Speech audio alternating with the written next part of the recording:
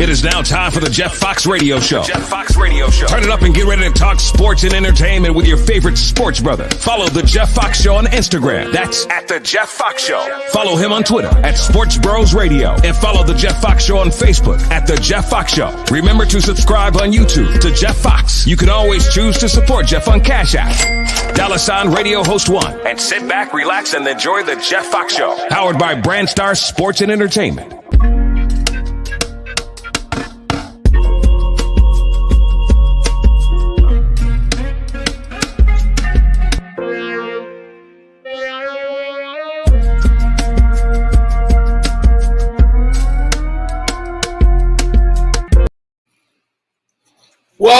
Welcome to the Jeff Fox Show, everybody. What's happening? How are you doing? Welcome to a manic Monday as we hold it down here on the show. And man, what a weekend. What a fabulous weekend it has been here at the Jeff Fox Show. Turkey Day was all of that. My Raiders won yesterday. I got to enjoy all the football games with no pressure whatsoever. Felt great. So we will enjoy, you will enjoy the show, as a matter of fact, right here. Lorenzo Thomas will be joining us shortly. We got my big producer, Randy Savage, holding it down in the background. Yep. Appreciate you. And, of course, if you follow, make sure you share the link, everybody. We are live on Facebook, live on Twitter. And make sure you share the link to everybody, all your friends, your favorite sports talk groups, everything. And we will get it popping here on the Jeff Fox Show. Follow on the IG at the JeffFoxShow.com as well. Follow me on Instagram at the Jeff Fox Show. Cash App is very important. Yes. Cash App is very. We got bills, man. So hit us up, right? If you want to show some love to your boys on Cash App, you can do so at $ Radio Host 1. $ Radio Host 1. That'll keep us very happy. And of course, it'll help us keep the bills coming too, man. Help us pay the bills right here on the Jeff Fox Show. So I will start off where we spent yesterday at Hard Rock Stadium as the Miami Dolphins demolished the Carolina Panthers yesterday, 33-10, and it wasn't even that close. The Dolphins have now won 4 in a row. Yes. Who would have thunk it? The Dolphins. Yes, those same Dolphins that was, 1-5? That lost 5 in a row? Well, they turned it around. I don't know what it is. I don't know if you want to give all the credit to Brian Flores, but something has happened. This team is still playing in the same stadium, on the same hallowed ground that Randy Savage talked about, but the Dolphins are punishing people. And they punished the Carolina Panthers yesterday. It wasn't pretty for the Panthers either. I think the Panthers might have had one highlight, but the Dolphins jumped all over them. 33-10. Big game yesterday for the kid from Alabama, Jalen Waddle. Tua Tagovailoa was awesome as well. 27 out of 31, 230 yards, and the touchdown against the Panthers. And the Dolphin defense, I mean, where has this defense been? Where's this defense been? They dominated yesterday. Cam Newton might have had, I think, one highlight, but the Dolphins defense, man, simply took over yesterday, and it started like this. Blocked. The Dolphins special teams. Can they get a touchdown out of it? The shove forward, touchdown Dolphins. The Dolphins special teams. Can they get a touchdown out of it? The shove forward, touchdown Dolphins. A special teams play from your Miami Dolphins. Yes. Who are these guys? This is a brand new football team. And the onslaught continued from there. I think Cam had one highlight. I like Cam Newton, so I'll give Cam a highlight. All right? And Cam Newton. He's got it. And Cam Newton hits a wall. Then his second effort, touchdown, Carolina. Man, that's about it for Cam Newton. I mean, the Miami Dolphins simply took over. And Cam came into the game balling. Certainly did. You know, he had a couple of touchdowns, running and throwing. I mean, it seems like he had the Panthers on a roll. So I thought this would be a test for the Miami Dolphins. I thought wrong. Give all the credit to that Miami Dolphins defense because Superman came in flying real high yesterday, and the Dolphins defense got that kryptonite for his ass.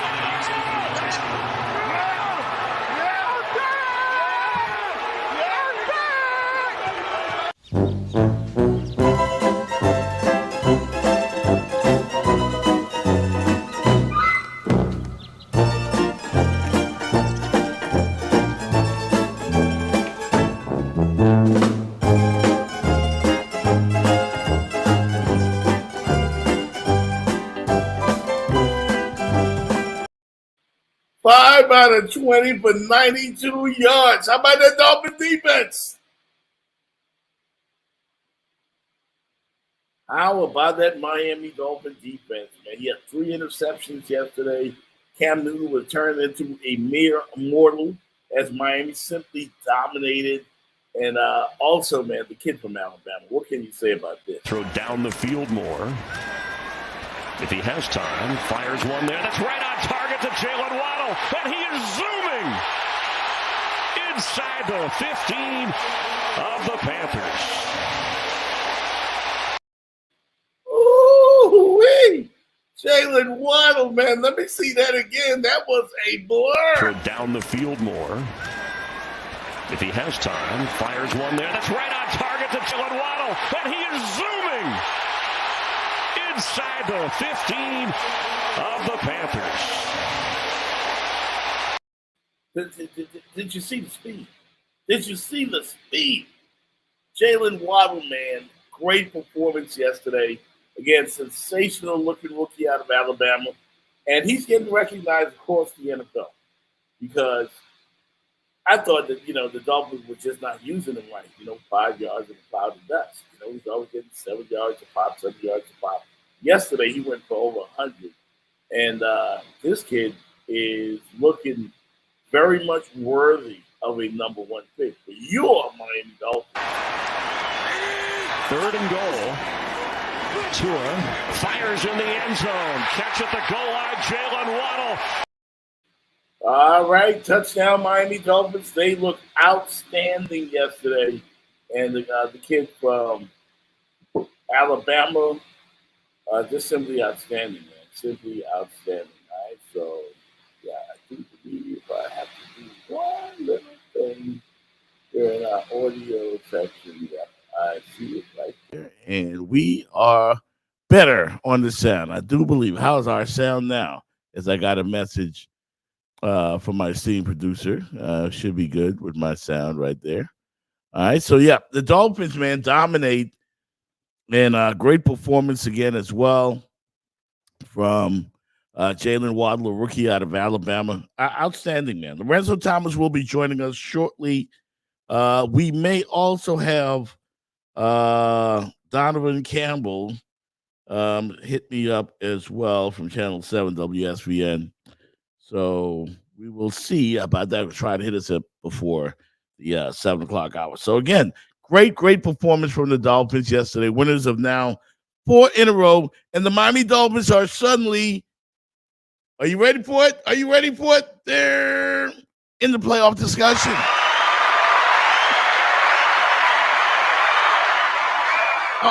With the playoffs, yes, the Dolphins are now in the discussion. I get it. What are they, 5-7 now? But everybody, yep, they are in the hunt, everybody. Your Miami Dolphins. Recently acquired Philip Lindsay talking after the game, man. These are no ordinary Dolphins. These ain't your mama's Dolphins. Here he is talking about protecting Tua Tagovailoa when he's in the game. Yeah, I mean, that doesn't take talent. All that takes is determination and effort. and being able to have that dog mind mentality saying, I'm not going to let my quarterback get hit. And honestly, that's what it's all about. You know, in my head, how I process things, I'm a little crazy, but how I process things is like, I'm protecting this man, his health, and everything about it. And if I sit here and I let him go and I let him get hit, his family's watching this, my family's watching this, you know, it's a bad thing. On top of that, this is how I keep food on the table for my family. And I really take that serious. You know, that's truly who I am. And y'all get to know me a little bit more about that, but I am crazy in the head. But at the end of the day, ain't nothing gonna stop me from feeding my family. I like that. I like that. Man said he got to feed his family. He ain't quite Latrell Sprewell, but, you know, you get the idea. You know, showed a big time yesterday, as well as the Dolphins now winners of, again, 4 in a row. And how about the recent play of Tua Tagovailoa? Like, say what you want to about him, folks. If you give him a little bit of time, he produces. And I've been telling Dolphin fans, be patient with this guy. You know, there was a whole discussion about, you know, Deshaun Watson and all that. But here's Tagovailoa in his last 3 games. He's 8 out of 13 for 158 and a rushing touchdown against Baltimore. 27 out of 33 for 273 and a couple of touchdowns against the Jets. And yesterday, 230 yards touchdown versus Carolina. I mean, the kid is showing up. He is performing big-time football. So, again, Dolphin fans, you just had to give him time. The offensive line just needed to give him a little bit of time. I know he sometimes makes an occasional mistake, but he hasn't made the mistake lately. I mean, if Belichick can win with a rookie quarterback, then certainly I think the Miami Dolphins can win with a rookie quarterback as well. We're waiting for Lorenzo Thomas to join us. Lorenzo was on the field yesterday. I was in the press box. We got to see this game up close. Uncle Luke was there in the stadium yesterday pumping up the crowd. It was a great day to be a Miami Dolphin fan. And certainly let's bring in Lorenzo Thomas right now. Can't hear you, Jeff. Hold on. And Lorenzo Ice-T. Let's go, Jeff. Yeah, what's happening, man? How you doing, man? Hey, man, you were there on the field yesterday. You know, I saw you right behind the Dolphin bench, you know, up and down trying to keep up with all the action. Right, what was it like yesterday, the atmosphere on the field? I thought the crowd was kind of electric. They did their thing yesterday. Well, let me go ahead and tell you, whoa, this joint is not looking right about now. Something just happened here. Hold on. Yeah, I see like 3 of me. I know. I don't know how that happened, man. Like, what's the deal here? Yeah, let me sign out and then sign back in, Jeff. All right. I'll tell you what, we'll get all of our faculties right here in a minute. We'll hit a commercial break from one of our sponsors, the Roundtable Old School Sundays, and then we'll be right back, like in a minute, man, for real, right back talking more Dolphin football right here on the Jeff Fox Show. Brothers and sisters, let me take you back to school. It's all about the Old School Sundays at the Round Table, 11205 Northwest 7th Avenue. The fun starts early at 6 p.m. with yours truly, baby, DJ Jeff Fox, playing the jam. We got pool tables, flat screen, everywhere. Come watch the big game. And we've got the best daily happy hour in the city. The best bartenders serving up our daily drink special. Tequila sour, lemon drop, sex on the beach, amaretto sour, Washington apple, only $4. Margaritas only $5, and a whole lot more. You want shots? We got shots. Bacardi, Tito's, Tennessee, Patron. Why go anywhere else? Come vibe with us at the Round Table. Yes, the Round Table, 11205 Northwest 7th Avenue. And you know you got to be there. To contact the Jeff Fox Show, send your email to getthattea@gmail.com. That's GETDATTEA@gmail.com. The Jeff Fox Show is powered by the Brand Star Sports and Entertainment. Sports, entertainment's lifestyle. We give the people what they want. And now back to more of the Jeff Fox Show.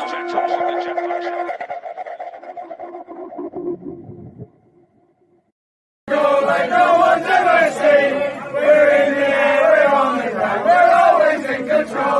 when you say Miami, we're talking Super Falcons. We're the Miami Dolphins. Miami Dolphins. Miami Dolphins number one. We're the Miami Dolphins. Miami Dolphins number one. Like no one's ever seen. We're in the air, we're on the ground, we're always in control. When we say Miami, we're talking Super Falcons. We're the Miami Dolphins. Miami Dolphins. Miami Dolphins number one. We're the Miami Dolphins. Miami Dolphins number one. Yeah. Hey, welcome back to the Jeff Fox Show, man. Dolphin fans are flying high. Did you hear the drunk guy in the background? The one time, wait.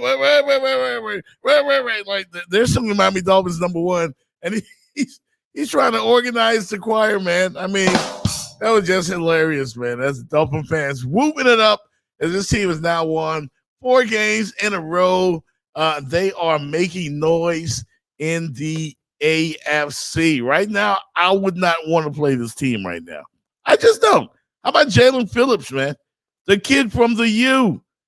One of the top rookie performances of Sunday. 3 sacks yesterday. You had Xavier Howard, number 25 for the Miami Dolphins, also got his 25th interception of his career. How about that for the X-Man yesterday? Simply, totally frustrated Cam Newton. I mean, I was up there in the press box. I was totally mesmerized by that Dolphin defense. I don't know where they suddenly came from. I just don't know. I don't know what it is that Flores has done. I don't know if he suddenly, waves a magic wand. But I'll tell you this, and Tim Reynolds pointed this out from the Associated Press or USA Today, whichever one he's affiliated with now. I know he used to be with the AP, but Tim Reynolds pointed out that when the Dolphins were losing these games, that Brian Flores went up there in front of all the media guys, and he took all of the punishment. He simply, hey, it's my fault. It all falls on me. It starts with me. It ends with me. Right now, this team winning 4 games in a row, and Brian Flores has not went up there one time and said what I did. He talked about his assistant coaches. He's raving about his coaches right now and his players. He's giving them all the credit. And, for all of this talk about Brian Flores is hard to talk to and is, it's kind of a jerk. This is how you coach, man. Big time. Give the man some credit. Give the man some credit, man. So, again, Dolphins, outstanding yesterday. Again, I like the way they're using Waddle now. They're finally finding yesterday's pass over the middle was the biggest play, I'm sure, of the season for this kid. And Tua just hit him right in stride, man. Beautiful, beautiful, beautiful play. Let's take another look at it. Down the field more. If he has time, fires one there. That's right on target to Jalen Waddle. And he is zooming inside the 15 of the Panthers. Wow. I can't imagine. You cannot imagine if this team was using him right from the beginning of the season. But you know what? Better late than never. And Rodney, the intern, pointed out to me that the Dolphins' next 5 games are very winnable, Randy Savage, very winnable. So they're chasing it, man. They're trying to get in that final playoff spot. They'll need some more help. You got the extra game this year in the AFC. It's very possible if they can keep it up, the end of the season. We're here, I do believe, against the Patriots. So that's going to be a big game if the Dolphins continue to win in the AFC. Meanwhile, I'm looking around the AFC, and I don't see a really outstanding team in the entire conference. Baltimore barely won last night. They're ranked number 1 in the AFC currently, but the number 2 team, the Tennessee Titans, man, did they get bitch slapped by Bill Belichick and that rookie quarterback, Mac Jones. Like, So the Dolphins, when you look around, the AFC is wide open. Even my Oakland Raiders, well, my Las Vegas Raiders, I know, I know, Las Vegas Raiders, but we've got a chance. We're 6-5 in the AFC. We do have a chance. I'm bringing back Lorenzo Thomas right now as we look at a kind of a muddled AFC. And that's just the way I like it. Nice and muddled. Yes, that's just the way I like it right now. I like it with the top teams in the AFC East beating each other up. That's exactly how I want it. Because the more teams in the AFC East that lose, the better it is and the better chance we have of making, the playoffs. So if we want to have a chance to basically be excited about something as the season goes on, the chance, of course, is very slim for our Miami Dolphins. But, mathematically, they're still in it. Yeah. And, Lorenzo, what are the Dolphins doing different with Jalen Waddle? Why was yesterday like his coming out party, in your opinion? I mean, I wish I knew the answers to that because as far as I'm concerned, as long as the season has been going along, I've been wondering why you always saw Jalen Waddle running those end patterns. They kept running hooks, just cutting across the field in front of the linebackers, running hooks where they weren't. He was not running patterns where they would be able to catch him in stride.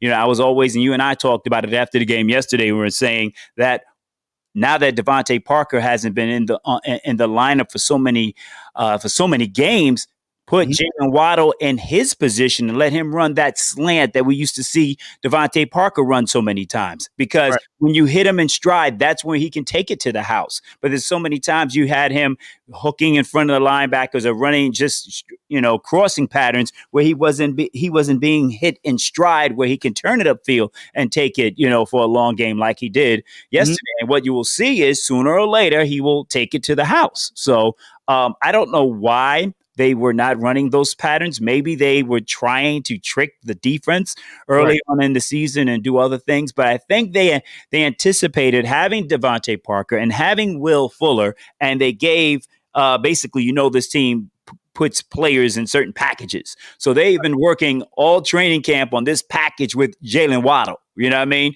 What Flo will do and what this coaching staff will do was they will give, especially young players, a package just enough so they can perfect that and then move on to the next thing. And I think they really got caught out there because they expected Devontae and Will to be out there. So Devontae's package was this, or when all three of them together, Devontae would run this, Will would run that, even though Will was never at training camp. I think they had these design packages.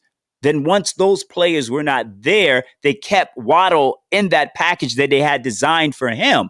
And they've just waited too long to start putting him in other positions and running the patterns that maybe a Will Fuller would have been running or Devontae Parker would have been running. Now, because things got desperate, they're just throwing the things that they originally planned to do at the beginning of the season out of the window. And they were actually saying this on a telecast on Sunday that there was a team meeting that the players got with the coaches and basically said, this is what we want to do. And they did this probably about 3 or 4 weeks ago. Now that you see the defense, and you asked me before we got disconnected, I was actually getting my Teddy Riley on. I think I was trying to do a little bit too much.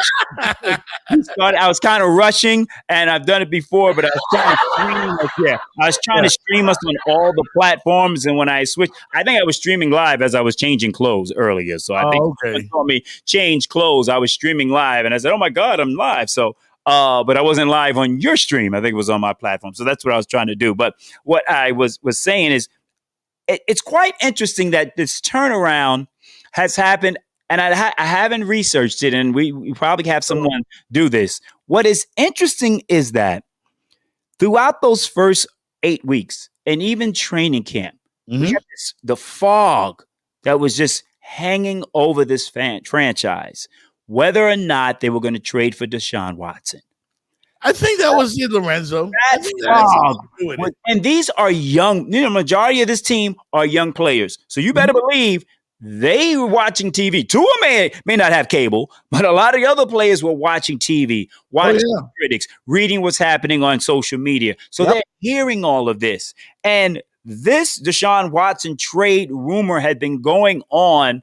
I mean, prior to the draft, right? Or right after the draft, Yeah. if I'm correct, going off the top. So once that fog was lifted, it seemed as if the weight of that was just lifted from this team, and now they have been playing. And I'd have to check the date when it's 4 weeks, Right. 4 straight wins. When was the trade deadline? After the trade deadline passed, it seemed like these guys said, okay, Tua is our quarterback. Now we're going to play the way we're accustomed to playing because we know what we have. But prior to that, for 8 weeks, you had this fog, this stench that was just over the franchise. And it affected the play of the players on the field. Once it's been lifted, you've seen 4 straight wins. And those losses that we had, those 3 losses early on in the season, now 2 of them came with the backup quarterback, and we all see that Tua Tagovailoa moves the offense better than Jacoby Brissett. We see that. I mean, that's without question. Without question. Right. Yep. And you even told me, I'm happy we played Jacoby Brissett instead of Tua Tagovailoa when the Raiders took on the Dolphins. Those 3 losses were last-second walk-off, kickoff victories for the Falcons, for the Raiders, and off the top, I can't remember. For the Jacksonville Jaguars, right? And in 2 of those games, Tua Tagovailoa led the Dolphins on drives to put them in the lead to give their chances to win, and the defenses failed them in 2 of those games, the Falcons game and the Jacksonville game. The defense stops those two teams, we win those games, okay? Now you've got a defense that's going back to the way that they played last year, aggressive. We were waiting on this defense. And I was wondering when it was going to happen too. Ever since that, are you going to give up a big play? Yes, they did against the Jets. Yes, they did give one play up against, against Cam Newton. But outside of that, for 4 quarters, they've been playing excellent, lights out defense, and they've been giving up less than, 14, 17 points a game over the last 4. So they've looked great, Lorenzo. Let's take a look at an outstanding special teams play yesterday. And this team has been playing lights out football in all phases of the game. And this is how they got it all started yesterday. Blocked. The Dolphins special teams. Can they get a touchdown out of it? The shove forward. Touchdown Dolphins. And it just took off from there. Everybody's flying to the football. Jalen Phillips. I will say his name again. Jalen Phillips, the kid from the U. Who knew this kid would dominate as a pro? He's just been coming after the quarterback with reckless abandon. 3 sacks yesterday. Outstanding. And that goes back to the way they were using him in training camp. I guess they had packages. Of course, the coaches had packages, and they wanted him at least be able to learn how to play the linebacker position. That's why they listed him as a linebacker, but we all know he's a defensive end. So once he got some experience and they taught him how to play linebacker, now they know they could drop him back in coverage. Prior to that, he didn't have any idea. So he basically, in the early part of the season, they had him doing that. But as far as I'm concerned, I think of a lot of Miami Dolphin fans feel like, listen, you drafted him to rush the passer. Just let the kid rush the passer. You know what I mean? We can get pressure on that right side. That makes it easier for Emmanuel Ogbah on the other side to be able to collapse the pocket from the outside and force the quarterback to step up in the pocket where you have those 2 guys, Wilkins and Davis, standing there in the middle, or whoever else is in there at that time. So Jalen Phillips is now showing, and after yesterday, after 12 games, Chris Greer actually is showing everyone, hey, look at my first, actually might as well say, look at his first 4 picks in this year's draft. Yes. Look at him. Waddle, look at Jalen Phillips, look at Javon Holland, and Liam Eichenberg. Even though he's been getting a lot of pressure, giving up a lot of pressures, and he's given up, I think he gave up another sack yesterday. He is starting at left tackle, and you didn't even draft him in that position. And if you think about everything they've done through him, they've had him on the right tackle, they've had him at guard, they've had him all over the place. Now they can put him at one position. Maybe next year it is at right tackle, but he's a starter as a rookie in the NFL. And you have to say those first 4 picks, Chris Greer definitely hit on them. Yeah.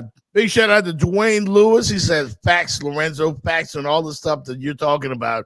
And Thank right you. now, especially Chris Greer, man, his picks are coming through. This team is finally hitting a stride. And most of all that I noticed about this Dolphin team, they look like they're having fun. Yes, Jeff, They're having fun. They're I don't jumping mean to up. cut you off, Jeff, but of course, the Sports Brothers were at the Rock last night. Yeah, right? we were there. We was in the house. Yeah, we were at the Rock yesterday. Yeah. On the field, I'm a videographer on the field for the Dolphins and the Sports Brothers, of course. And we're on the sidelines, and I'm talking to other cameramen, and at one point we were like, I have not heard it this loud and at the Rock, and I don't know how long. There was so loud the entire game. Yes, it was so much energy. It was so much energy in the building yesterday. And it all started with the block punt. It kind of reminded me a little bit of last year's game against the Rams. Mm-hmm. It was that type of energy. The defense set the tone, and that's what they did last year. And they're kind of returning to that this year by making a play, putting points on the board, getting turnovers, and letting the offense go ahead and convert those into points. And the Dolphins offense is now doing a better job at that. I want you to hear this. This is Philip Lindsay after the game in the press conference. Very funny statement he said about having to protect Tua Tagovailoa and said, hey, man, I got to feed my family a la Latrell Sprewell. This is funny. Yeah, I mean, that doesn't take talent. That all that takes is determination and effort. And being able to have that dog mind mentality saying, I'm not going to let my quarterback get hit. And honestly, that's what it's all about. In my head, how I process things, I'm a little crazy, but how I process things is like I'm protecting this man, his health, and everything about it. And if I sit here and I let him go and I let him get hit, his family's watching this, my family's watching this, it's a bad thing. On top of that, this is how I keep food on the table for my family, and I really take that serious. That's truly who I am. And y'all get to know me a little bit more about that, but I am crazy in the head. But at the end of the day, ain't nothing gonna stop me from feeding my family. I like that, brother, man. I like that, Lorenzo. I like it. Yeah. Man, I like that dude. I mean, I play fantasy football, and as soon as he became available, I picked him up and put him on my fantasy. Now, I didn't start him yesterday, but I put him on my fantasy team because as a Dolphin fan, we've played Philip Lindsay a few times, and you saw it on the field yesterday. The guy had a burst. Yes. And he's a little bit bigger than the Myles Gadsdens and Ahmad. God, I forgot his last name. Asking me to say it. Exactly.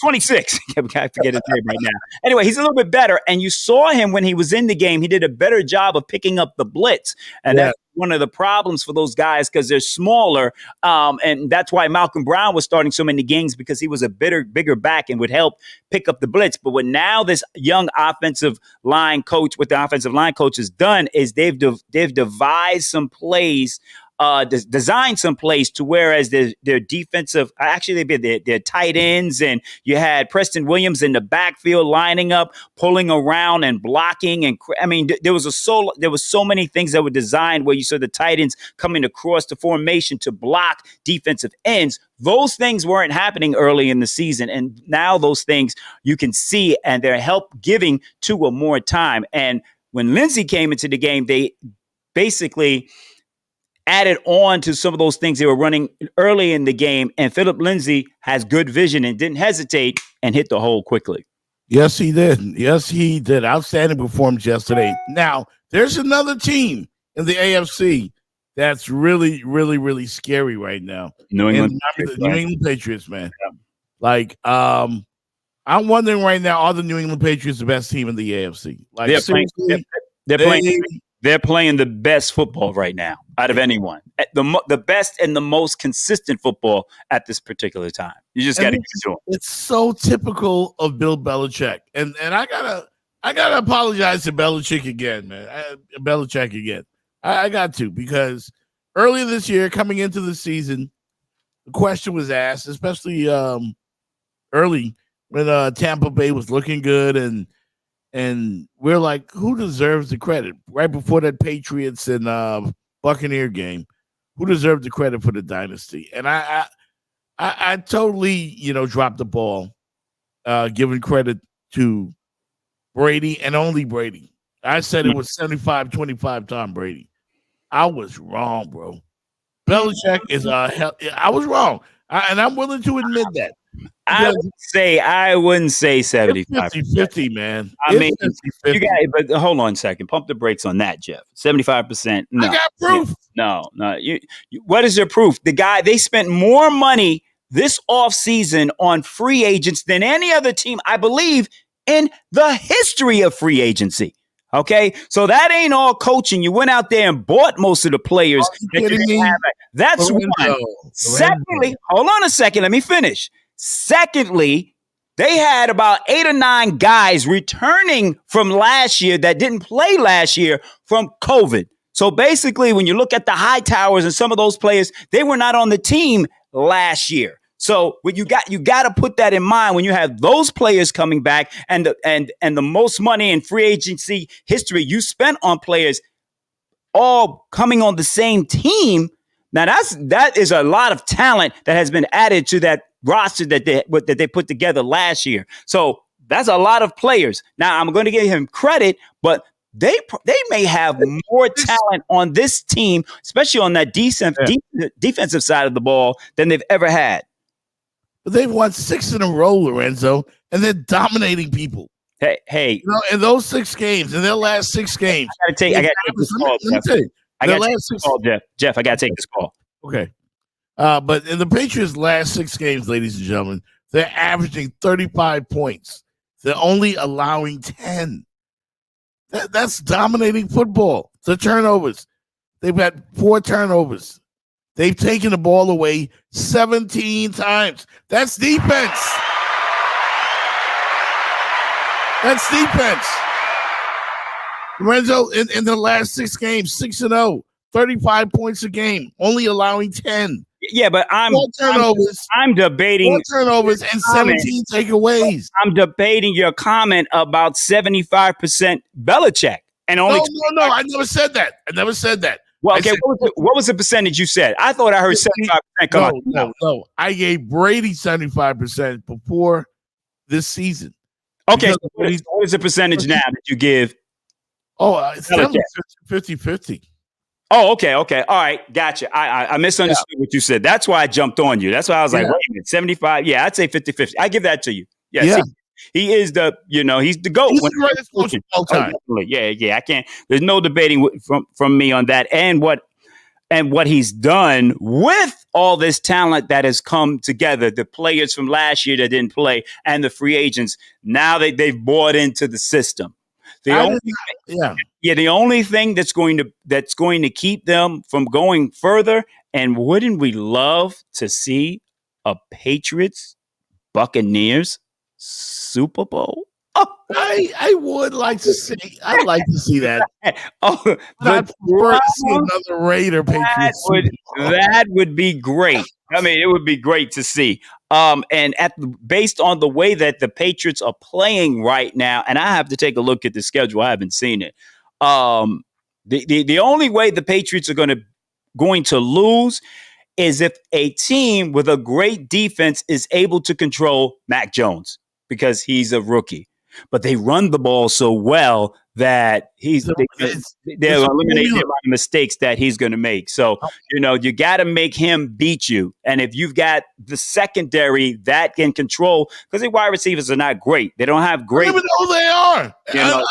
Outside of Nelson Aguilar. Yeah. I haven't heard his name in weeks. So, some guy named Pete Myers. They are playing the most consistent football right now, and they're beating teams. I mean, we knew they were going to beat down Ryan Tannehill with, the Titans yesterday. Well, I wasn't sure. Starting wide receivers or Derrick Henry, you knew that was going to be a beatdown. They were a top-ranked team in the AFC coming into that game, and Randy Savage says it's best. It's a system. It's Belichick's system. Definitely. And the players change. The Patriots are winning the same way that they won with Willie McGinnis and Ty Law and Deion Branch and all those guys, Corey Dillon and all those guys back in the old days. And what's the guy from the U? Will Polk and all that. They're doing the same thing. Yeah. And they're doing the same thing. And that's exactly what Brian Flores is trying to do with this Miami Dolphins team. The only problem is that this Dolphins team cannot run the ball. Teddy Bruschi. That is the problem. They can't run the ball. Patriots- But listen, and I know some people may not want to hear this and may think that I'm a homer, but the next 5 games for the Dolphins, they do not go up against an elite quarterback. You sound like Rodney the intern. He did point that out. They play Daniel Jones. Then after that, they play whoever's going to start for the Jets. Then after that, they play Ryan Tannehill. And then they play, what's the guy, Trevor Siemian from New Orleans. That's 4. Right then, 4 quarterbacks. Winnable. 4. Winnable against this defense. Yep. They're going to give those quarterbacks fits. All the offense has to do is continue to do what they have been doing the last 4 weeks. Do not turn over the ball a great deal, win the turnover battle, and allow the defense to do what they've been doing the last 4 weeks, right? I don't like looking ahead, but those are 4 winnable games, and probably right now the Dolphins will be favored in each one. Maybe the New Orleans game is a Monday night. It's on the road, but depending upon how the Dolphins and the Saints have been playing up to that game will determine who will be the favorite. Last game of the season, the Dolphins could be 9-7, and you and I, the Sports Brothers, will be at the Rock when the New England Patriots come to town to play the Miami Dolphins. And that game, if the Dolphins do what they're supposed to do in these next 4 games, that game could determine whether or not the Dolphins make the playoffs. It will be interesting. And I will say this, the New England Patriots, again, a team that I'm like looking at as very, very, very capable of beating anybody in the National Football League. Yeah. Anybody in the AFC or the NFC because of the way they play football, because of that system, the way they run the ball. They don't turn the ball over. You know, Mac Jones is basically Trent Dilfering his way through his rookie season. Hey, kid, go out there. Don't turn the ball over. Just hand the ball off. Make the pass when you have to make the pass. Be very careful and don't lose it. You can lean on the defense. And that's what he's been doing. And what we're going to learn in the next, I think it is 3 weeks, who's going to win the AFC East, because the Bills and the Patriots play each other. I think it's twice within the next 3 weeks. I think they play this weekend. Yeah, that next Monday. I think it's a Monday night game with the Bills and the Patriots. I think I'll be pulling for the Patriots because the Dolphins have lost to the Bills twice. So basically, we need the Patriots to beat the Bills twice because we have at least 1 win against the Patriots. So basically, if we continue to win, the Patriots beat the Bills twice. That brings them down to our level, and then when we go up against New England at the maybe we don't need to think that. Maybe we need to be in a tie with New England. I might have to rethink that. As I'm saying that, maybe we want Buffalo to win because we have that 1 win against New England. I have to look into that. But I don't know. I can't find. I think I want you to think about this. What's going on with Buffalo? Yeah. I don't know what's going on with Buffalo. But right now, where's that game on Monday night? Do you know? Is it New England or Buffalo? Randy, can you check that for us? I don't know exactly, but I know it's coming up this weekend. Doesn't matter, to be honest, the way the Patriots are playing. Let me tell you this. Belichick, the Patriots having won their last 6 games in dominating fashion. They've done this before, Lorenzo. Mm-hmm. How many times? How many times you want to know? Under Belichick, the Patriots have gone on a 6-game winning streak. In 2001, they did it. Mm-hmm. In 2003, they did it. 2004, 2007, 2010, 2011, 2012, 2014, 15, 16, 17, 18, 19, and 21. 6-game winning streaks in all of those years. Who does that? Who does that? The New England Patriots. Golly, that's unbelievable. Yeah. I mean, what can you say? Consistency. 6-game winning streaks. Teams have gone the entire season losing, not sniffing 2 games in a row, 3 games. He's done it a ton of times, and he's doing it again. Yeah, and it's just amazing. The greatest coach of all time. Yes, that's without question. They probably need to change the name of the trophy after a while. You know what I'm saying? We talk about in the NBA changing the logo to Jordan instead of Jerry West. I mean, you know what's scary?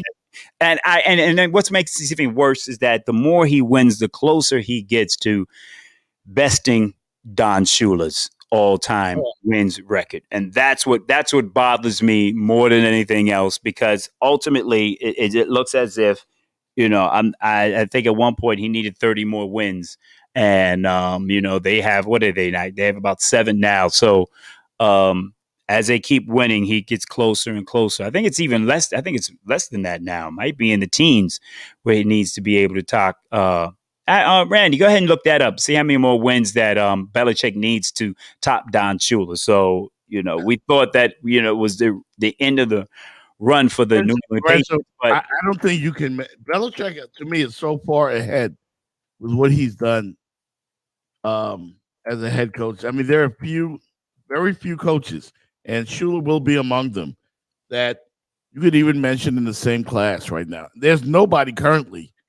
Nobody currently, but you will put him in the same sentence as Shula, but you give Shula the nod because of the wins. But once he passes Shula, I mean, they're already calling him the GOAT anyway. So, but once it just cements it, once he passes, it's like one of our own, one of those Dolphin records that we want to be able to still brag about. Yeah.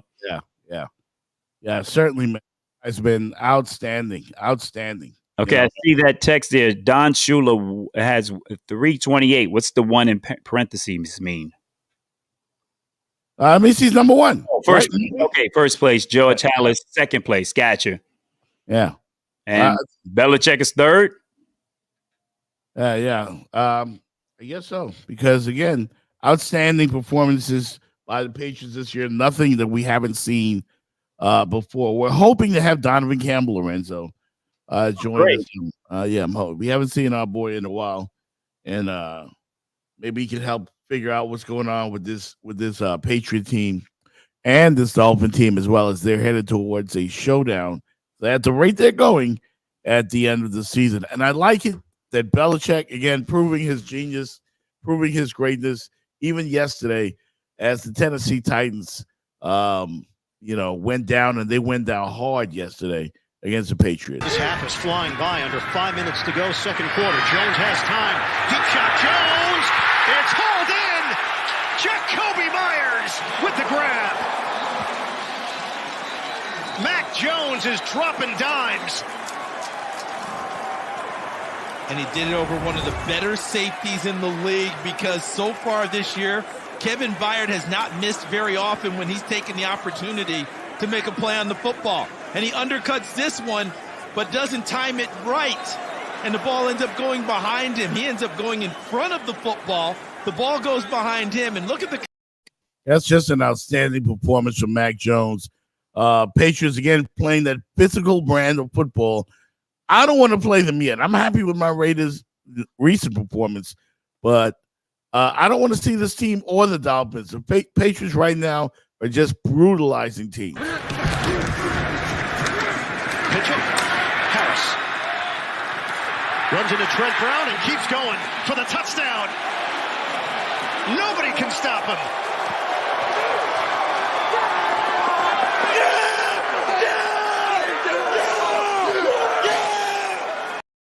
Shut up. Now they're talking that. But hey, they can do that. They're the Patriots. They're supposed to be down. There's no more Tom Brady. But they win with a bunch of no names, a bunch of Jermaine Jacksons. Yeah, I'm sitting here because I do play fantasy football, and I have the Patriots. They are my defense. And I'm just looking at the past few teams that they have beat. Everyone's raving about how well they are playing. Now, since they lost, and that was an L, so let's go back to week 5. Okay. Mm-hmm. Now everybody's talking about how well they're playing, but okay. Yeah, they lost to Tampa Bay in week 4. All right. Barely beat Houston by 3 points. Right. Then they lost to Dallas. Right. They lost to Dallas 35-29. Then they beat the Jets. They beat the Chargers, who haven't been playing that well. They beat Carolina. Well, let me finish. Go ahead. I ain't trying to stop. All right. So They lost to Dallas. They beat the Jets. They beat the Chargers. They beat Carolina. They beat Cleveland. They beat Atlanta. And they beat up an injury-riddled Tennessee Titans team. Now, we've been giving them all the praise. And you play who's on your schedule. But, that's a weak. Right there. That is a weak schedule right there. I'm streaming live, baby. No, come on camera right now in your pajamas. That is a weak schedule. I mean, Tennessee is beat up, on the offensive side of the ball. Atlanta, we know they're not good, and they shut Atlanta out the way that they should, 25-0. And then Cleveland 45-7. So I think what we're more impressed with is that they're beating the bad teams the way a good team should beat them. But everybody don't do that. Everybody don't do that. But the last good team that they played. Oh, don't go there, Lorenzo. I'm just saying. I'm looking at the schedule. Was the Cowboys, and they lost to the Cowboys. So I'm just making the point, dog. It's like if we look at the Miami Heat, and when are we going to talk basketball? But everybody's talking about, how well that Golden State is playing and how well Brooklyn is playing. Hold on a second. Let me finish. Oh, go ahead, bro. Go ahead. Off, man. Yo, you talk about how well they're playing. No one's talking about the strength of schedule. You look at the Golden State Warriors. How many home games did they have? The Miami Heat, 13 out of their first 20 games was on the road, and they've had the second hardest schedule out of any team in the NBA, and they have a winning record of 13-7. You have to keep that in mind. So as we're praising the Patriots, and they are beating other teams, you got to look at the teams who they are beating. And let's see what happens now when they play a good team in the Buffalo Bills, and they got to play them 2 times within the next 2 weeks. That's the only point I'm making.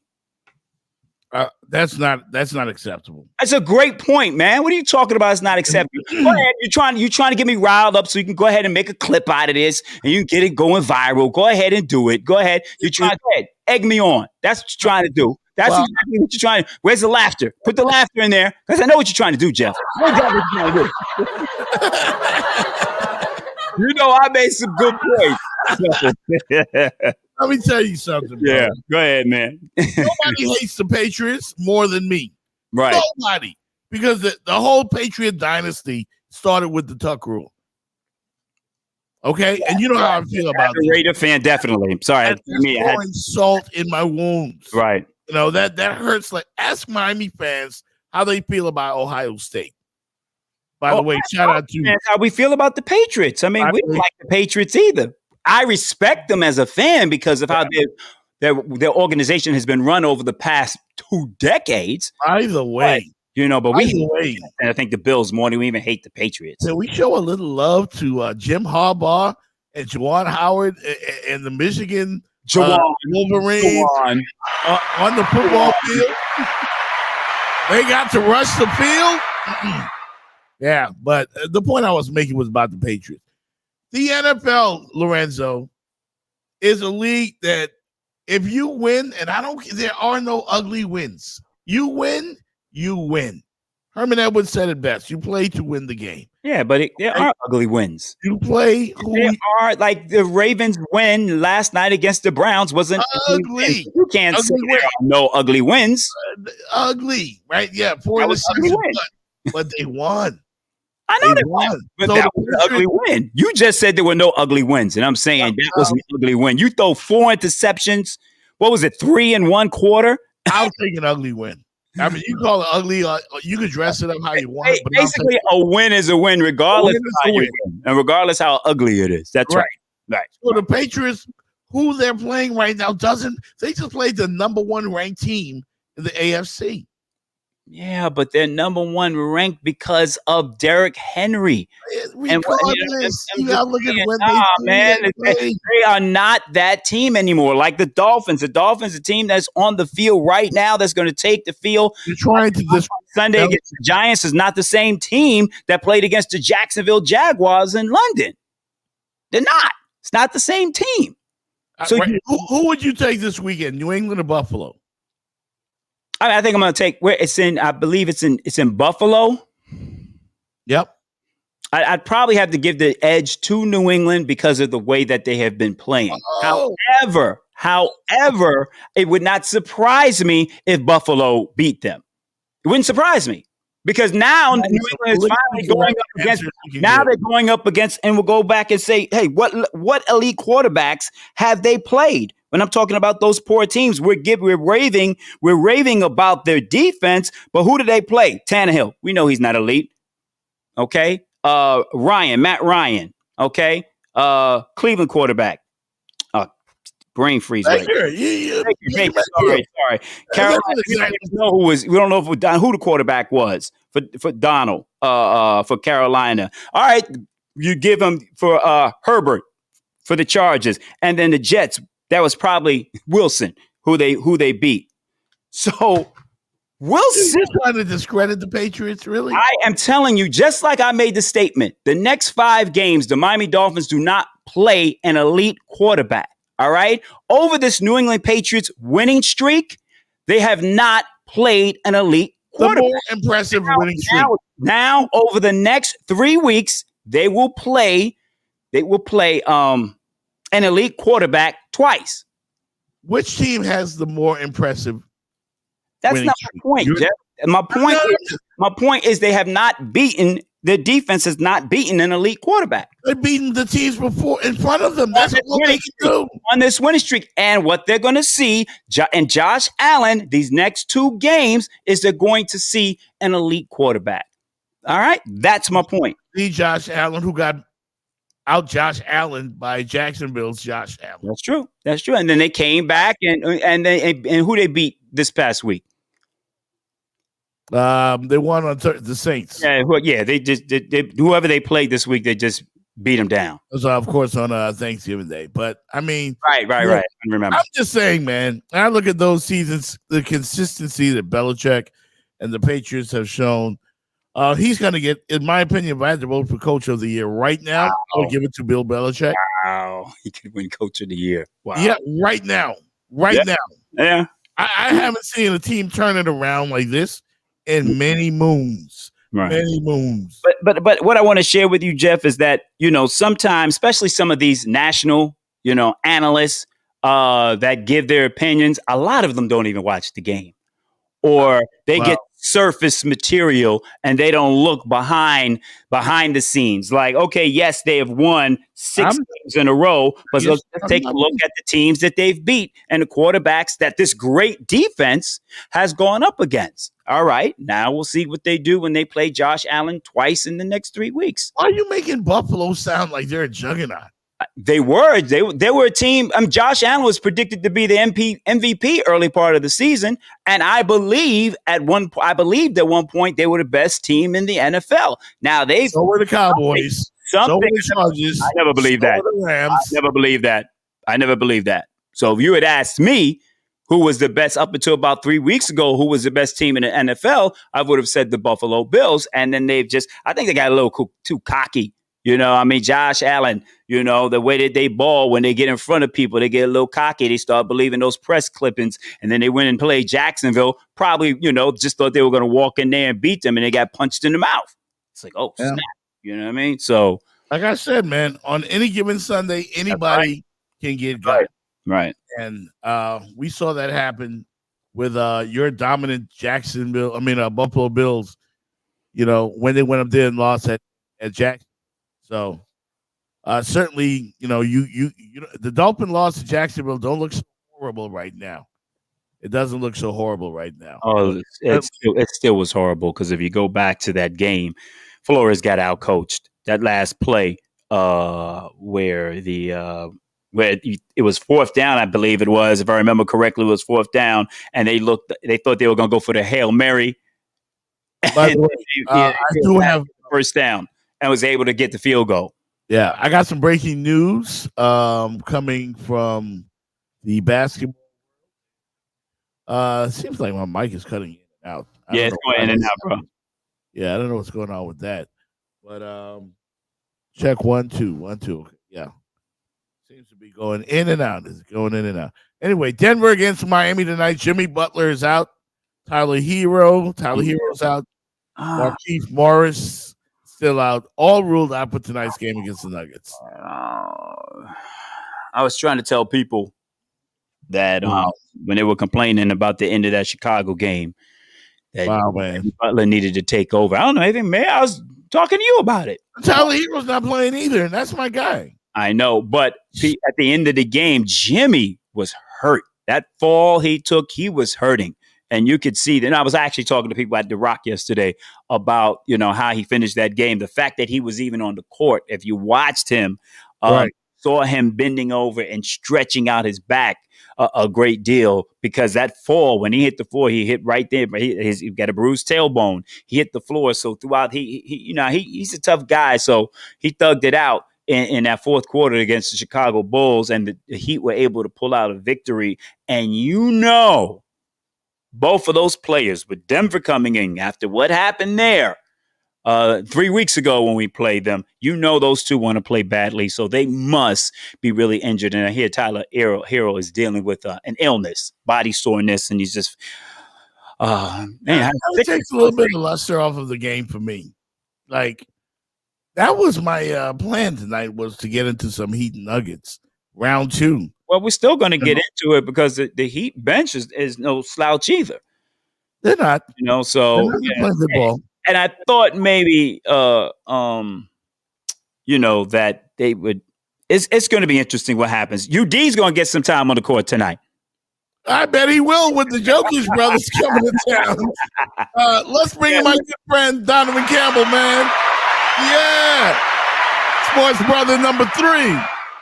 I like it. It got a nice ring to it, Yeah.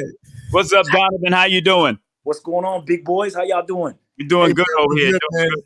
I got to give Donovan his props, because we play in this. Y'all have heard me talking about my fantasy football league, and I got to give him his props. He's currently 9-2 in first place in a team of 14. I am currently in third place, though. So this is probably one. I played a lot of fantasy football leagues, and I'm so mad, Donovan, that I didn't pick up Hilliard from Tennessee. He was on that. He was sitting on that waiver wire, dog. And I was like, because Aaron Jones got hurt, right? So I'm sitting there. I'm like, I need a back. And I was like, and then Waller got hurt. I said, I got to pick up a tight end because I don't know if he's coming back. And then boom, and then you picked up was it Foreman? Yes, you picked up Foreman. So anyway, it's a very competitive fantasy football league. Probably one of the most competitive ones I've played in, and there's 14 teams. So Donovan, thank you so much for inviting me to the league, and I'm having a great time playing, dog. Awesome. No, you're great. I mean, a lot of the guys that's been in that league, we grew up together from our days in Miramar. So you're talking about, we go back 30 years of friendship. So to get in that league was tough.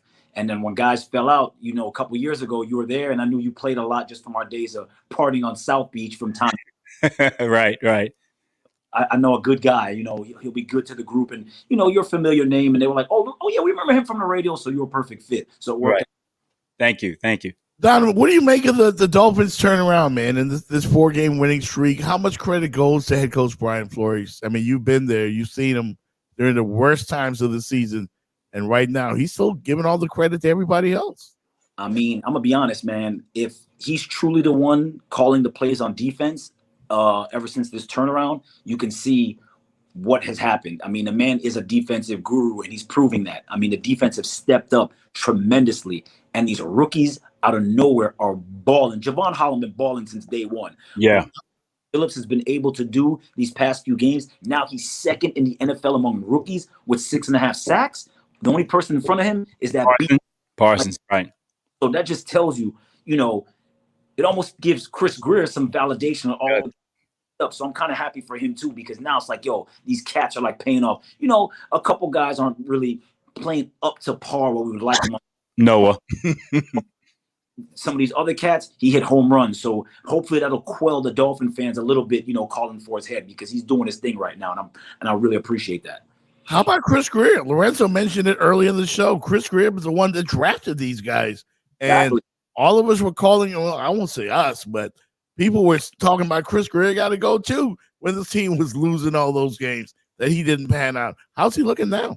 I mean, he's looking like, the man. He's looking like, because everybody was clowning him. Everybody was just like, if it's not his fault, it's the scouts. So the scouts but now these scouts look like, they were Nostradamus and they hit home runs. They look like Hank Aaron out there, which is great. I mean, if you're a Dolphin, they're very pleased right now the way Jalen Phillips. Because remember, for a few weeks, Greg Russo was getting all the credit. Like, oh, That's right. That's right. But guess what? Greg Russo only has 3 sacks. So he started off real well. But guess what? My man had 3 sacks in one game. So, Jalen Phillips. All right. So whatever the Dolphins saw and whether the rest of the NFL saw that Jalen Phillips was the better prospect, it's paying off right now. I hate to say it. Now, Donovan, I said to Jeff earlier in our show that I took a look at the upcoming schedule for the Dolphins, and I was talking about the New England Patriots schedule, and they've won like 6 or whatever, a lot of games in a row, 5 or 6 games in a row. But I took a look at the competition, right? So looking at the schedule for the Dolphins, the next 5 games, they don't play this defense. The way they've been balling, the Dolphins do not play an elite quarterback for the next 5 games. I mean, we can run through. Do you think there's a strong possibility that they could run the table? Especially when we look at the quarterbacks that this defense is going to be facing the next 5 games. I mean, I'm obviously, I didn't grow up a Fins fan, but when you cover a team, you start rooting for them because you build a relationship with guys. Like, like Flores is like my favorite dude right now. I love, these guys are just like my boys now. So I always want to see well. So when you ask me, I'm almost like jumping on the bandwagon and saying, I don't see why not. Will the Patriots be a tough beat? Yeah, but they can do it because they've done it before. Right. Playing. Of course they can do it. It's just a matter of can they get it done. This is the same team that lost to Atlanta, Jacksonville, just to say a few. The Raiders, you know what I'm saying? So it's hard to sit there and say, like, all right, now these better teams are coming up, although they might not have an elite quarterback. In my opinion, Matt Ryan's not an elite quarterback anymore. Trevor not an elite quarterback at all. He's a youngster, a rookie. So, anything can happen. However, though, our boy B Flow is now calling the plays on defense, and that defense is looking like something scary, and I love it. Jeff? Donovan, I'd be remiss if I didn't ask you about South Florida's other team, the Miami Hurricanes, and the situation with head coach Manny Diaz. This team has continued to win. They've excelled on offense. Tyler Van Dyke looks like a future Heisman candidate. What's going to happen? What do you think will happen at the end of the year? Do you bring Manny back? Or do you ride the wave, and search for a new head coach? All right, well, let me correct you. You said Tyler Van Dyke. How about Tyler Van Dimes? My man is Dimes. That real, yeah.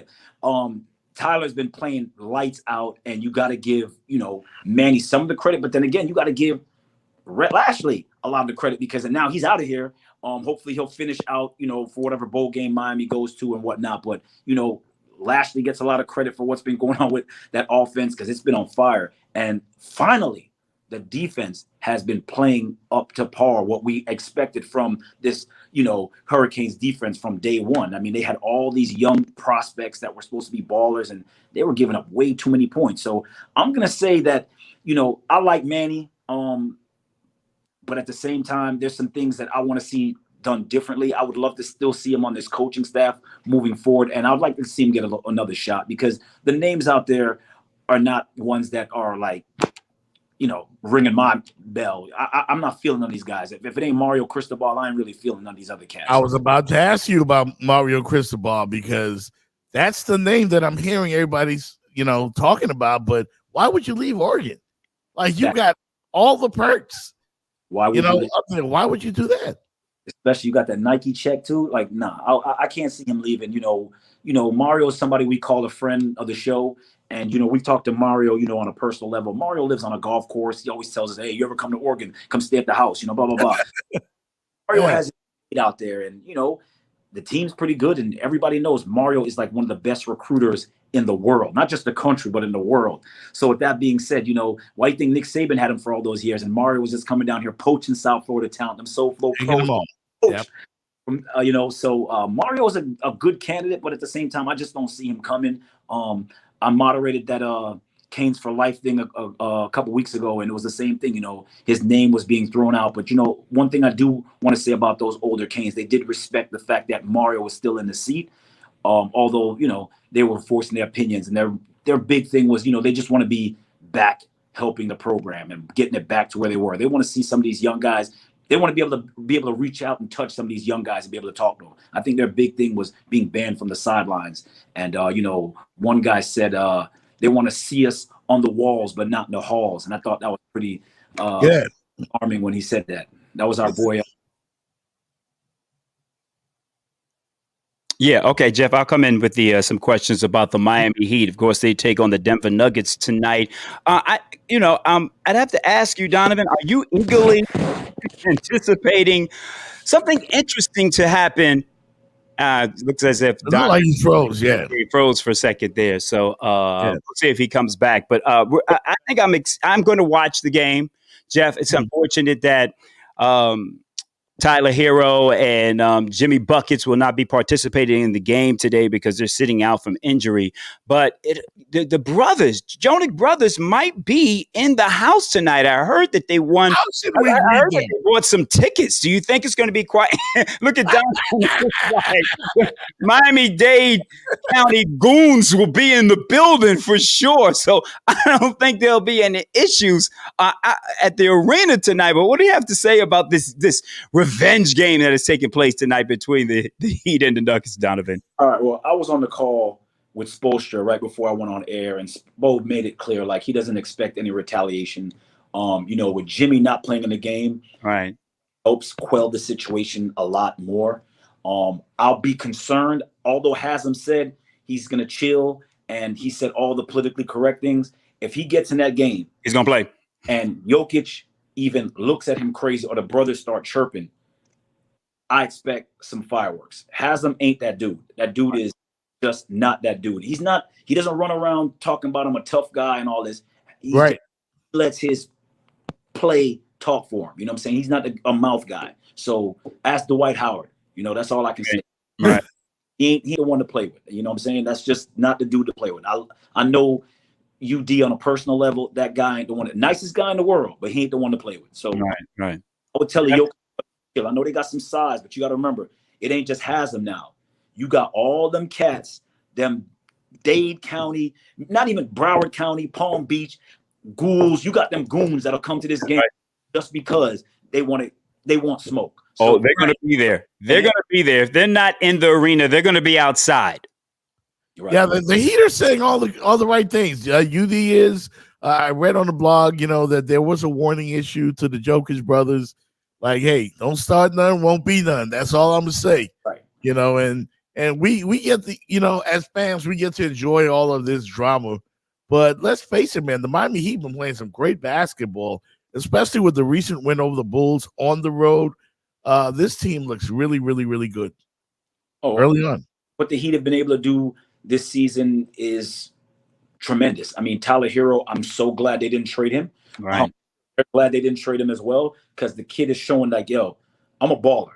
He said earlier this year, I want to be in the conversations with the Trae Youngs and the Luka Doncic of the world. And he's nipping at their heels now. Don't slouch. And he's kind of living up to that. He didn't mean it the way it came out. And obviously, we ran with the media members like, oh my God, he said it. And he's kind of standing by it now. So even though he didn't mean it that way, sometimes, a small child will do that to you, especially a baby girl. Now you're playing for more than just yourself. So now with this little baby girl in his life, I don't know. Tyler got a little spark under him now, and I love it. And he's always had that swag. Tyler always had the swag.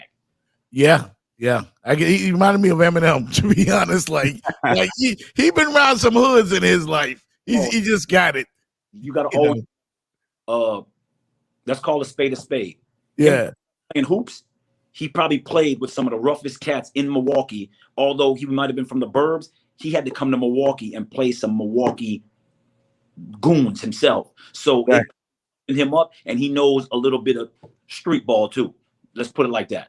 Right. Yeah. He and Buddy Hield, the number 1 and 2 scorers off the bench in the NBA this year. That's going to be a race to watch. Another race to watch, Donovan and Lorenzo, is the scoring title and the MVP. And I know it's way early. It's not even Christmas yet. But Steph Curry has been on some kind of roll. He's hit 100 threes already this season and in only 19 games. And last night he pulled off a feat, man, against the Clippers. He got teed up, and then he turned into the Incredible Hulk. Like, how great a shooter is this guy? I've never seen anything like it. Never. I'm going to get to that in a second, but I love how you threw your Bahamian brethren, Buddy Hield, in the conversation. Yes. Hey, come on, man. Steph is Chef Curry, baby. Always cooking ice on the court. He's just doing what Steph does. I think a lot of people doubted Steph coming into this year. He got a year older. What could you do without Klay Thompson, and Draymond Green might have been on the decline? I think they used that as fuel. And Steve Kerr as well, because Steve Kerr, remember, played with Michael Jordan. So Steve dog in him. So I think they heard all the detractors. Oh, yeah, they won't do this. They won't do that. And they're proving everybody wrong by splashing their face. You got cats like Poole. You got Wiggins. Like, now it's like, I don't need any of these dopes that we're looking at. You know, I know that Ben Simmons is dying to come to Golden State, but do you even need him at this point? I mean, the team looks like they're clicking on all cylinders. And all cylinders. Right. They're big man even there. Yeah. So who do you see becoming victorious when they play the Suns and the Golden State Warriors? That's a game that's coming tomorrow night. That's this week. That's tomorrow. Who you got, Donovan? Man, listen, man. Whew. The Suns been playing some outstanding. Yeah. I mean, yo, you can never count out the Chef, man. That dude is just an assassin right now. He's just an assassin. And then guess what? The Suns are at full strength. So, good point. Them without Klay Thompson. Good point. Ooh. Yeah. Problems. Yeah. Scary team. Look at Donovan Campbell from WSBN Channel 7. Thank you for joining us, man. We appreciate you. May you continue to stay in first place in your fantasy league and dominate the competition. That's how it's done. Yeah, I might take an L this week. You know, I had a lot of, Derrick Henry's been hurt, my best player, and then James Conner was on a bye. So, my running backs were real weak this week, and Justin Jefferson didn't really do me any favors. So I might take the L this week, but I'm still a game up. I'll still be in first place. So you will. Yeah, no doubt. I took the L this week too, man. I already took my L. My players just didn't show up. So it is what it is. But we're going straight towards the playoffs. That's for sure. Right. Yes, sir. As long as at the end of the day, I placed 1, 2, 3, I'm happy, man. In this league with 14 teams, trust me, when people tell me, I play in a 10-team league and my team is stacked, I'm like, yo, your league is soft, B. Yeah, you do when you got to get waiver wires every week. Every week, cats is fighting waiver wire pick. For real. You got to know what you Facts. No doubt. Donovan Campbell, WSBN Channel 7, man. You can catch him on Fox Channel right there, man, doing his thing. Bring that New York Wu-Tang accent. You know what I'm saying? It's just natural with you, man. You got that Wu flow, man, when you talk. I love it, man. Ends the conversation. I grew up in South Florida, so Yeah. The Miami Goons and them 954 boys, you might hear a different vernacular. It just depends. Or you might hear some patois too. So you never know what you're gonna hear from Donovan. You don't know. You don't know. Hey, man, much love. All right, Donovan Campbell. Thank you, man. Thank you. Let's do it again, all right? Anytime, man. No doubt. All right, for sure. Donovan Campbell, everybody from Channel 7, joining the Jeff Fox Show with Lorenzo IC. Lorenzo, I want to continue the Steph Curry conversation really quick. Okay. Let me show you what he did last night. This dude is incredible. Watch this. 25 giveaways now. Porter with Curry riding shotgun, gives it to him. Bump going up. Loses the ball. Curry, a T coming up all the way. Very livid after no call. Few moments later. Quick fouls in the first quarter. Picked up his third early in the second. Curry does it again.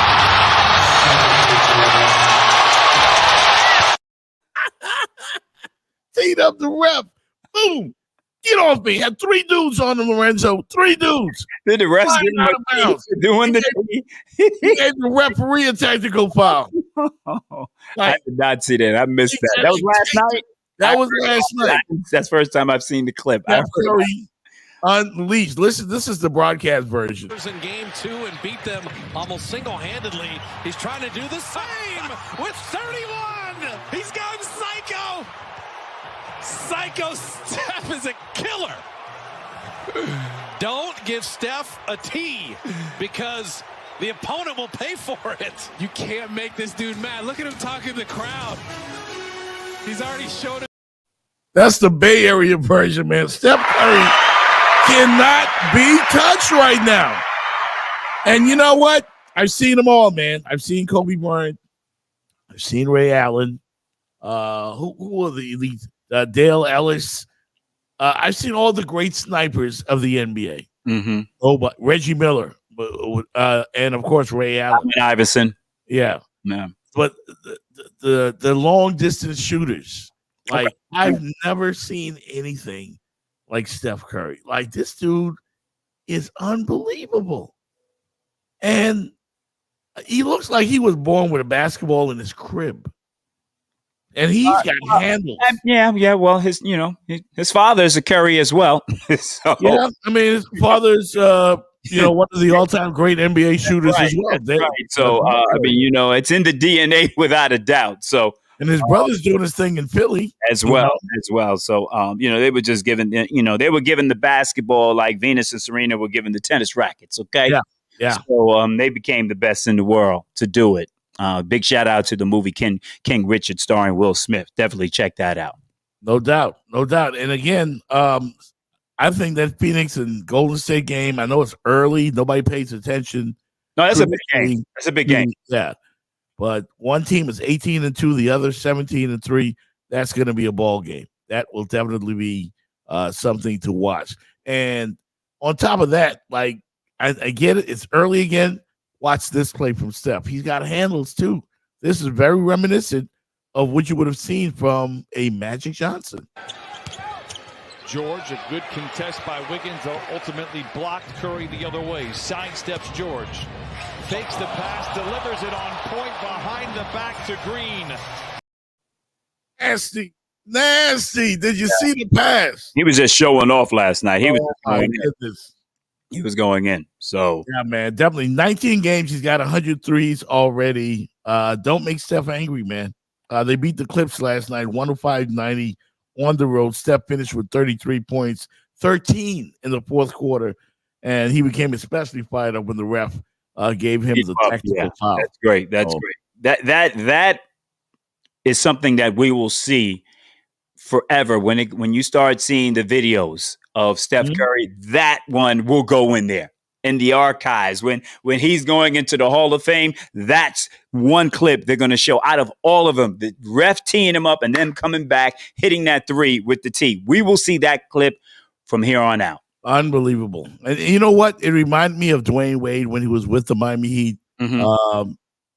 Especially the games in Houston. You don't want to make Wade mad, and he would, after he get angry, he would turn into the Incredible Hulk and he would just unleash on whoever, So I saw a video clip coming. I thought you had the dunk against Cleveland there ready to go. No, but that would have been a good one. Would have been a good one. But certainly, man, impressive performance from Steph. We'll see what we get from tonight. The game should be tipping off in maybe another hour or so. I'll probably jump into the post-game press conference with the guys and see what's going on because I missed the pregame stuff, I do believe, with the Heat. So tomorrow night, the Jeff Fox Show will be at the FLA Live Arena as your Florida Panthers, and we'll have the host the Washington Capitals. So I'll be out there with my crew from the Brand Star Sports and Entertainment. We'll check out the some little Florida Panther hockey action tomorrow night live on the road. As for tonight, Monday Night Football, I'm not watching that at all. I'm not interested in that game. You guys can watch that, but Seattle and the Washington football team. Yeah. I'd rather. I'll be watching. I have some fantasy implications involved in the game, so So it's always when you're playing fantasy, you always have an interest in some game because you probably have a player playing in that game. So I will be watching that one off and on as I watch the Heat game. But unfortunately, we won't have Jimmy or Hero. But that bench is going to step up and do something. And Denver, I think, are coming in on a 6-game losing streak. What's the name of the Martin kid on the Heat? I like him. I can't think of his first name right now. Some Martin guy. They've got some guys that they've been playing. I mean, I know Matt Strus because my son's called. And Gabe Vincent showed up in that last game. Showed up, scored 20 points, and hit all those threes in the fourth quarter. Caleb Martin. Oh, thank you, Randy Taft. That guy's playing ball. Yeah, he is. He is. He is. He just needs to cut down on shooting the threes. He is great when he's on the wing and cutting to the hoop. Gives you an idea of. But he can make the shot, Lorenzo. He can not on a consistent basis, though. This Miami Heat team has been shooting poorly from three. I mean, Duncan Robinson hasn't caught fire yet. I am like, if they could just get back to what they're supposed. I mean, Duncan has been a 40% shooter from three throughout his, over 40% from three. Yeah. If he can just do that, it'll make these wins that they're having a little bit more easier. They've been just shooting terribly from three. So once they get their act together and can shoot better from three, then now the schedule kind of lightens up for them, because these first 20 games have been brutal for them. You got to go back and look at they did the LA thing, and I think 13 or 14 of the first 20 games have been on the road. Right. So and they had and you got to throw in a West Coast trip in there too. So it's not easy, and 13-7. So I got to give it to them. No doubt. Hey, man, appreciate my producer, Randy Savage. Randy. Doing a fabulous job. Yeah. Randy was on point, man. As a matter of fact, let's bring in Randy real quick, man. Thank you, Randy. There he is. Oh. There he is.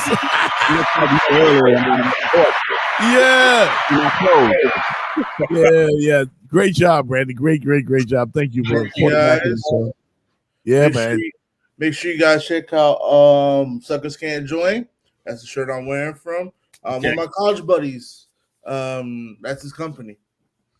Oh, by the way, guys, before we go, real quick, because we always like to talk about what to watch on the tube, right? Mm-hmm. Your girl Halle Berry, I haven't seen it yet, but is that called Bruised? Bruised, Bruised in some crap, but some crap. Yeah, she worked like really hard, prepared for this role in this movie. I'm gonna check that out, and if you haven't checked out Power Book 2 yet, watch it. Yeah. Tariq it's like Power Book 2 is gonna be on another level. I can see it. When Tommy comes back, that's gonna be crazy. That's gonna be crazy. And I gotta give it up for my girl Mary J. Blige, man. She's really doing her acting thing in this series. Yeah, she's much better this season than she was last season. And sometimes it's very easy to play mad and angry, Right. So those actors, those individuals that are aspiring actors that are still working and perfecting their craft, it's easier to play angry. And that's what she was last season. So you see her more so, especially in last night's episode, you see her more moments, and she's doing much better. I've seen her in other things, like I think the movie was Mudbone or something like that. I've seen her in other things where she's been better, Umbrella Academy as Cha-Cha. She's really good. Yeah. So this one, but she's doing a great job this season. Great job. So I got a show. You guys should watch Southside. That's on HBO Max, which is great. Love Life season 2 is great. Also, you got a black guy as the lead, and that show is definitely my life. Like, all day. So good shows right now. Saved by the Bell. Saved by the Bell came back. A lot of great TV right now. The reboot to Saved by the Bell, is that really any good? Wow, it's pretty good. It's really good. I really like it. And everybody's talking about King Richard. I haven't seen King Richard yet. Right. You seen it, Lorenzo? Yes, I've seen it. It has mixed reviews because of people's expectation. They expect it to be. I don't want to do much. Expect it to be purely about the sisters, but while it's about the fathers. Really. Right. And the name of the movie is what? King Richard. Okay, so that tells you right then and there about the movie's King about. Richard. So now they can do a sequel to it because of where the movie ends, and probably people were a little disappointed, but it was the backstory, and they're giving homage to their father.